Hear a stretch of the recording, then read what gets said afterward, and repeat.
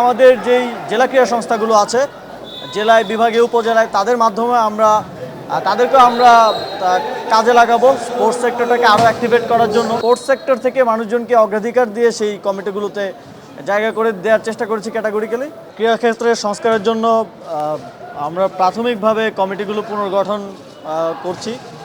সেক্ষেত্রে ফেডারেশনগুলো আছে, 55টা ফেডারেশন আছে আমাদের। তার বাইরেও সারা দেশে বিভাগীয়, জেলা এবং উপজেলা ক্রীড়া সংস্থা আছে।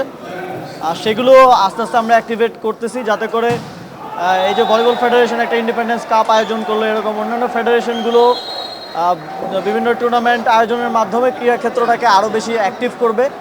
এবং একই সাথে আমাদের যেই জেলা ক্রীড়া সংস্থাগুলো আছে, জেলায়, বিভাগীয়, উপজেলায়, তাদের মাধ্যমে তাদেরকে আমরা কাজে লাগাবো স্পোর্টস সেক্টরটাকে আরও অ্যাক্টিভেট করার জন্য। আমাদের পূর্ববর্তী এক্সপিরিয়েন্স হচ্ছে, আমাদের জেলা ক্রীড়া সংস্থা বা উপজেলা ক্রীড়া সংস্থা তারা কোনো ধরনের খেলাধুলা অত বেশি আয়োজন করার সাথে সম্পৃক্ত ছিল না, বেশিরভাগ রাজনৈতিক ব্যক্তিত্ব সেখানে থাকতো।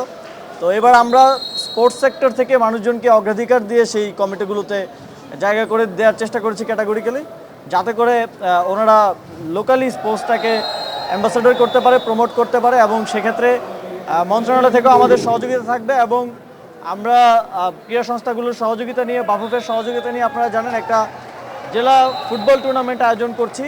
আমরা আশা করছি যে 64টা জেলাকেই আমরা অংশগ্রহণ করবে। এবং আমরা ভাবছি যে শুধু ঢাকা কিংবা শহর কেন্দ্রিক না করে আমরা যত বেশি সম্ভব ভেন্যুতে খেলা আয়োজন করতে পারি, যাতে করে ওই এলাকা কেন্দ্রিক দর্শক যারা আছেন তারাও খেলা দেখতে পারেন এবং আবার সারা দেশে স্পোর্টস একটা প্রাণ ফিরে পায়।